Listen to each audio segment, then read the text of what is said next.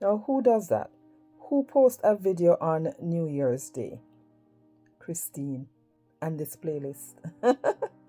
All right, guys, I just wanted to say Happy New Year. I hope that 2024 brings you lots of joy, lots of blessings, and to say a small prayer of blessings upon your life and your family. So I'm just going to pray and then we jump into the video. Dear Heavenly Father, I just lift up my crafting community before you, God. I lift up all my subscribers. Father God, I pray that as we approach 2024, Lord, that you would bless each person on this channel, that God, you would pour into their lives so that they can pour out to others. Father, I pray that you would visit them in a new, fresh way for 2024. Lord, we just exalt you. We magnify you, we give you glory, we give you honor, and we are expectant, oh God, of all the good things that you're going to do for us and enable us to do for others. I thank you for my crafting community, all my subscribers, oh God, I thank you for them. And I pray, oh God, that you would multiply this channel, because my goal, Father God, is to reach 10,000 subscribers by December 31st. I know that nothing is impossible with you, mighty God. And with the help of my subscribers who are going to share, like, and comment, and for those who are watching and have not yet subscribed, please do so before you leave. But bless them, Lord God. We pray an abundance in their lives. Lord, let them testify of the goodness of the Lord in the land of the living. So we just exalt you right now on this very first day of 2024 and give you praise as we look back on December 31st, 2024 and see how much you have blessed us. So God, we just thank you for all your goodness, and let's jump into the video. In Jesus' name we pray. Amen. Well, hello, my beautiful people. Welcome back to my channel if you're returning, and if you are new, welcome to you as well. This is Christine, your DIY craftaholic. I will talk a little bit more about this playlist further into the video. I decided to do New Year's Day crafts. So let's jump into our first inspiration. Now, this is a wooden disco ball that I got from Woodpecker's Craft. And of course, the purpose of this is for New Year's Day. And as you can see, it's a fairly large piece. The circumference is 12 inches. So here I'm using Folk Art metallic silver, and I'm just painting that. I gave it one good coat. And in the box of goodies that I got from Woodpecker's Craft was a lot of this silver confetti, and that is where my inspiration came from. So I applied some Mod Podge. Guys, this took me almost an hour to get all of this on here. When I was doing it, I was like, Christine, why did you decide to do this? But anyway, I stuck with it. And I just applied the Mod Podge in small sections and then used the brush to pick up the confetti and put it down. And I did that until the entire board was completed. And then when I was done, here some places were still left undone. I went over that again and filled in those areas. And then I took some Mod Podge on a makeup sponge and just seal that.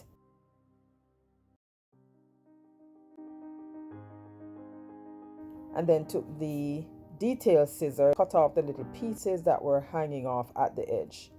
Now I wanted to write on here. I could have, well, I thought about going to the printer and printing out the word, and I'm like, I don't really have any time for that.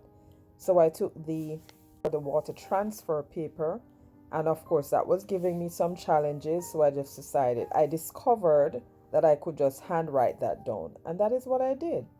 I had this piece of ribbon remaining, and I thought, okay, the word New Year did not work out, so let me just rub that off and apply the ribbon.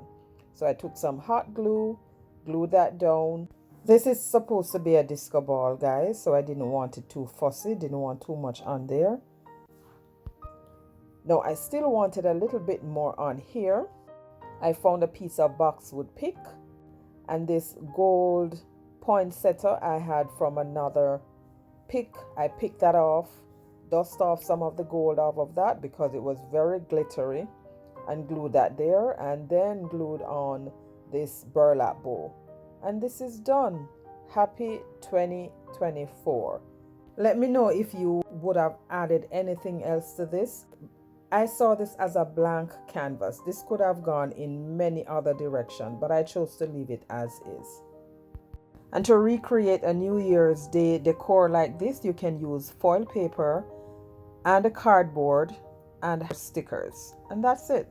Now this is for the Love of Crafting playlist. And this is being hosted by Amanda from 6 Kids and a Glue Gun, Brenda from Rustic and Lace DIY. I will leave links to their channels in the description box below, as well as a link for this playlist.